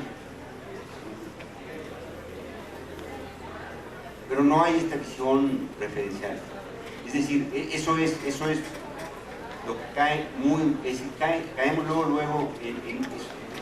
Hay que hacer una arquitectura contemporánea, una arquitectura, en este caso, respetuosa del contexto. Un edificio que viva contemporáneamente, que se muestre, porque sea muy respetuoso. Disculpen, en cuanto al término que ocupa en referencia a este proyecto de no arquitectura, quisiera que me lo definiera bien con sus propias palabras. ¿Qué es no arquitectura?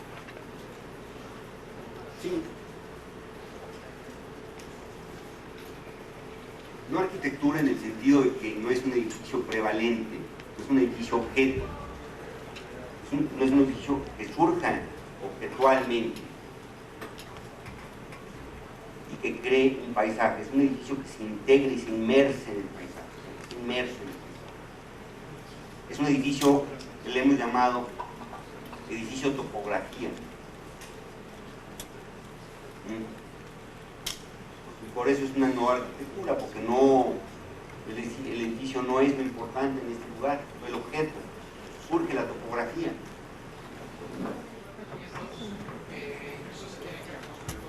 Sí.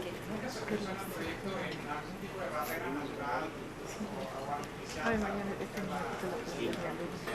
Para proteger la zona arqueológica. Sí, los desafortunadamente los arqueólogos empezaron a hacer una barrera de eucalipto. Entonces ya forma un elemento. Vean ustedes, porque hay una serie de eucaliptos en la plaza.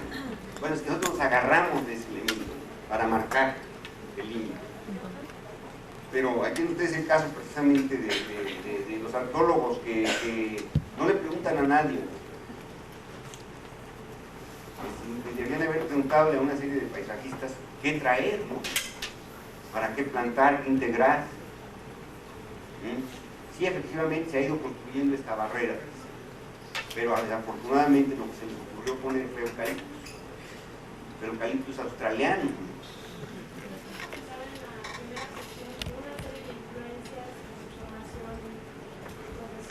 Sí.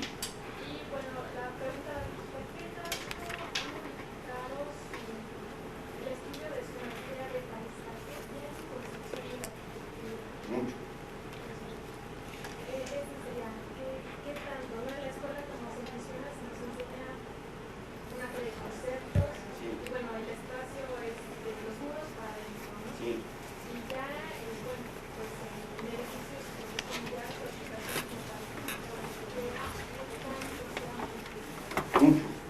Mucho y totalmente, es decir, precisamente, bueno,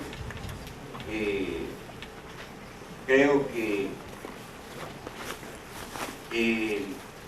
eso es lo que habla de nuestra arquitectura. Vean ustedes, por ejemplo, nuestra arquitectura no habla, a diferencia de otros arquitectos,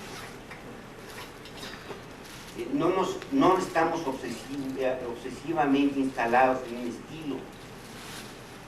¿Me explico? No estamos obsesivamente casados con un material, como puede ser Teodoro González de León. No, lo digo con todo respeto. Cuando llega un arquitecto a dominar un material, pues qué bueno. Esa es su visión y esa es su obsesión. También es bueno tener obsesión, ¿no? O un color, ¿no? Nosotros estamos más interesados en que nos diga el ambiente qué tenemos que hacer. Primero, ¿verdad? Estamos más interesados en que hable el genio del lugar, lo que se llama el genius loci, ¿no? Que nos hable más el contexto, ¿verdad? En ese sentido nuestra arquitectura es más contextual.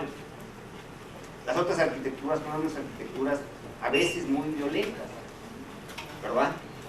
a veces extraordinarias, ¿verdad? Pero a veces muy fallidas.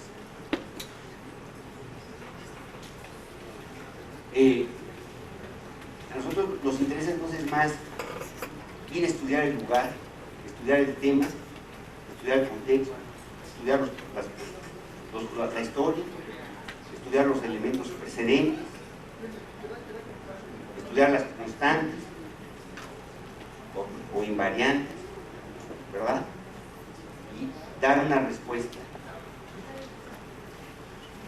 que no necesariamente integral, pero sí relacionada con estas cosas que estaba yo diciendo y con el medio ambiente. El edificio, para mí, por lo que estábamos hablando la vez pasada, bueno, hay una ética también que se maneja, una ética desde el punto de vista ambiental, que es la que nos lleva, producto de esta visión que dice usted, la verdad, esta travesía, este viaje a través de la enseñanza del paisaje, del medio ambiente, de la ecología, pues obviamente se introduce y se impacta y se permea en la arquitectura.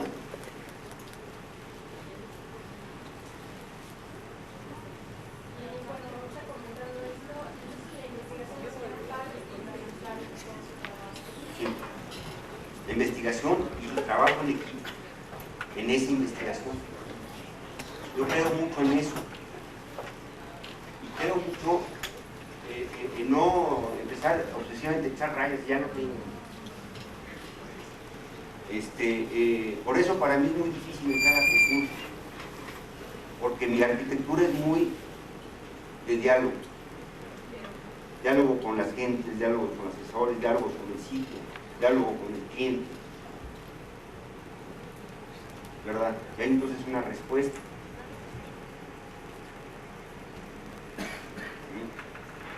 Mario, creo que el jovencito, no sé si todavía está presente, se quedó un poco con la duda de la nueva arquitectura.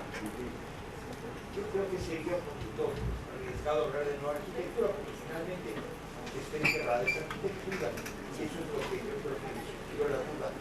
Yo creo que más que hablar de nueva arquitectura sería hablar de no volumen en la superficie.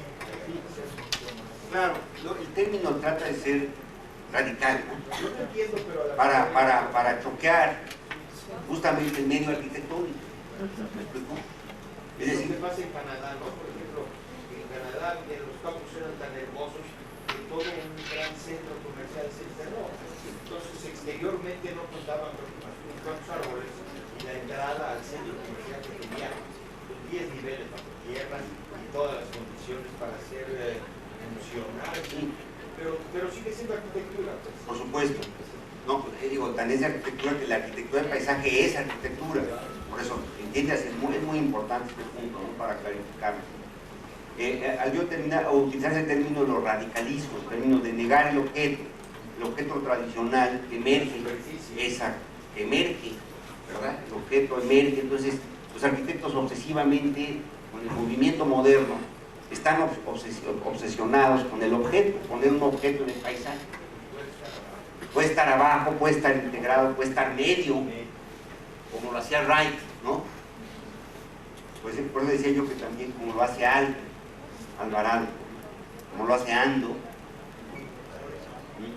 estos grandes arquitectos que han entendido precisamente estas condiciones de la cultura y del paisaje.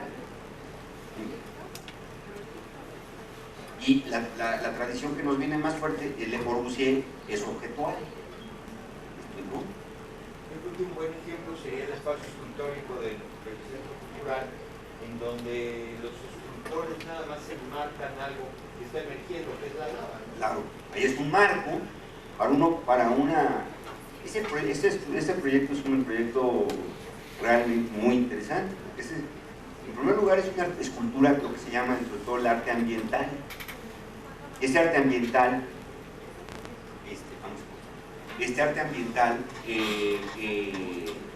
bueno, ahí hay un destello muy inicial de ese arte ambiental que se ha venido desarrollando muy fuertemente.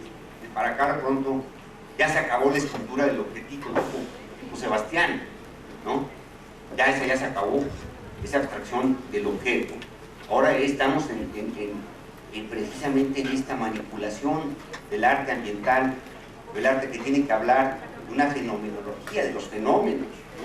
De los fenómenos naturales, de los fenómenos del lugar.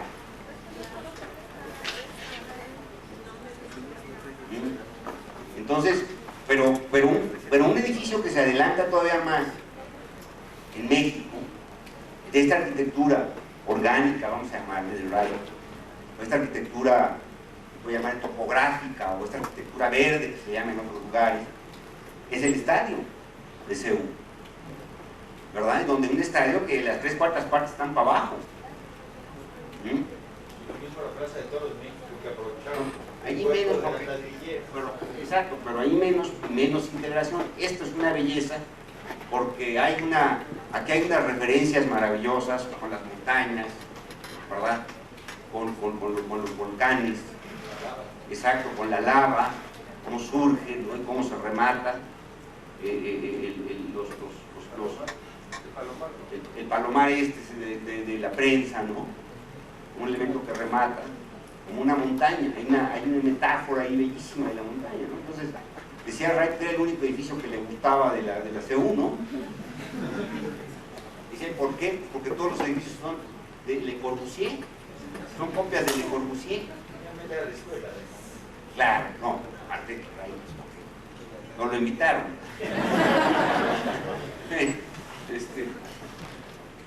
Igual Le Corbusier. Bueno, ya me voy porque pero tengo un viaje el viernes en la mañana. Si no puedo asistir, va a estar José Luis Pérez, mi socio, sabe perfectamente la guía, no, por eso no vayan a dejar de ir, ¿verdad? Y pido disculpas si no llego, pues si llego tarde allá al Tesoro. La próxima reunión, sesión, precisamente vamos a empezar a ver, ya con esto dejamos un poco más la arquitectura, el objeto, dejarla de ver, vamos a decir, pero el espacio interno como edificio, para ir a ver más el urbanismo, la planeación ambiental, el paisaje, la cuestión ambiental, que vamos a ver. La siguiente sesión, que va a ser doble, el miércoles 24 de febrero, Ciudad y Naturaleza, Planeación Ambiental y Diseño Urbano. Ciudad y Naturaleza, Diseño Urbano, Espacio Abierto y Edificio. Pues nos vemos entonces. Gracias.